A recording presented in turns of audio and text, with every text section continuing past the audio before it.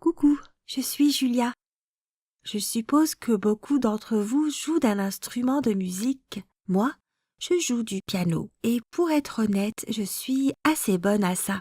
Je m'améliore d'année en année et ça me fait un peu peur. Je vais vous dire pourquoi. J'ai commencé à prendre des cours de piano vers l'âge de 5 ans. Bien sûr, c'était l'idée de mes parents parce qu'à cet âge-là, je ne connaissais pas grand-chose à la musique. Mais étant enfant, j'ai été très curieuse et active. La plupart de mes activités ne duraient pas longtemps parce que je perdais rapidement de l'intérêt pour elles. Alors j'ai d'abord pensé que jouer du piano était sans doute quelque chose que j'allais faire juste une semaine ou deux. De toute évidence, ce n'était pas le cas. Quand ma mère était plus jeune, elle a aussi appris à jouer du piano et elle est même devenue très douée. Elle avait même l'intention d'aller en Europe pour essayer d'entrer dans un conservatoire chic à Vienne, où elle pourrait devenir la meilleure, probablement au monde bien sûr.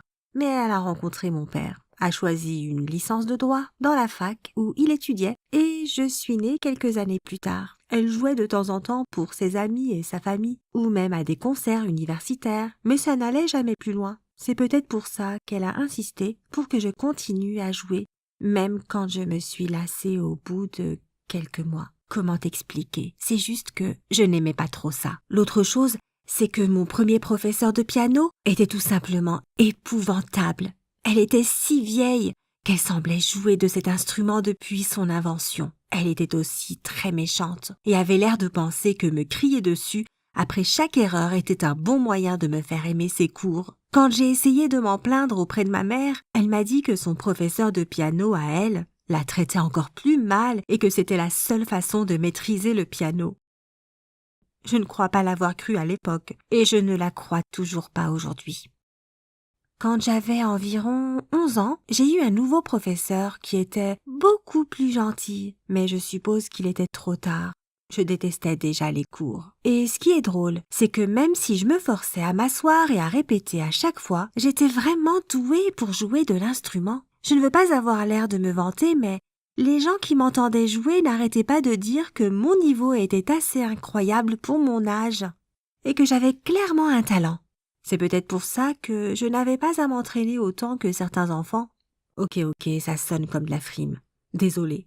Pendant toutes ces années, j'ai participé à de nombreux concours de piano. Je ne les ai pas tous gagnés, bien sûr, mais j'ai eu un certain succès. Ma mère a installé un grand stand dans notre salon pour tous les prix que je devais gagner. Malgré toutes les récompenses que j'ai déjà remportées, c'est encore à moitié vide. Et ma mère adore dire que tout l'espace vide qu'il y a pour moi est à remplir. Et tu devrais voir son visage quand elle est sur son siège à me regarder jouer sur scène. Elle est juste complètement submergée d'émotions, ce qui me met un peu mal à l'aise. Alors tu peux me dire, c'est quoi ton problème? Certaines personnes font beaucoup plus d'efforts et n'arrivent à rien avec un piano. Oui, je suppose que tu as raison, je devrais être reconnaissante. Mais le truc, c'est que je n'ai jamais vraiment voulu faire ça. Ma mère a tout planifié. Après le lycée, je vais au conservatoire en Europe comme elle était censée le faire. C'est du moins la conversation qu'on a tous les 2 mois et elle a l'air sûre à 100% que ça va se passer comme ça.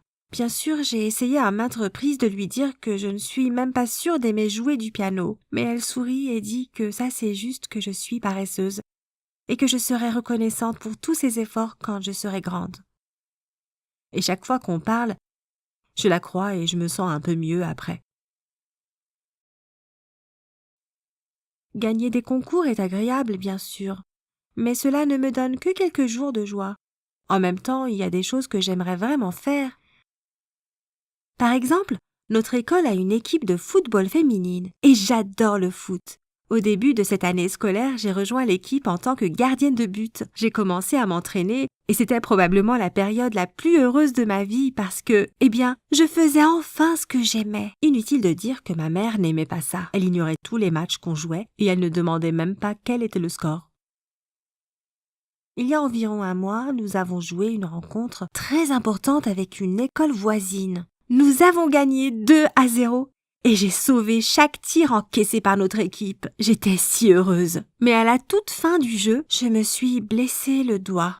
Il n'était pas cassé, ça faisait juste un peu mal. Notre médecin de l'équipe a dit que tout irait bien dans quelques jours, mais je savais que ma mère serait furieuse. Sa réaction a été un désastre. Elle était si en colère qu'elle ne voulait plus que j'aille m'entraîner. Elle a dit que les sports, en particulier le football et surtout le rôle de gardien de but, étaient dangereux pour mes mains, que j'avais besoin de jouer du piano et de devenir la meilleure à ça. J'ai essayé de lui dire que je ferais plus attention, mais rien n'a marché. Elle m'a fait arrêter ce sport que j'aime tant, et quand mon doigt a guéri, j'ai dû m'entraîner 2 fois plus. J'ai un autre concours de piano la semaine prochaine et je suis désespérée. Peut-être sais-tu comment sortir d'une telle situation? Merci de laisser tes conseils dans les commentaires et abonne-toi si tu veux être au courant d'autres histoires.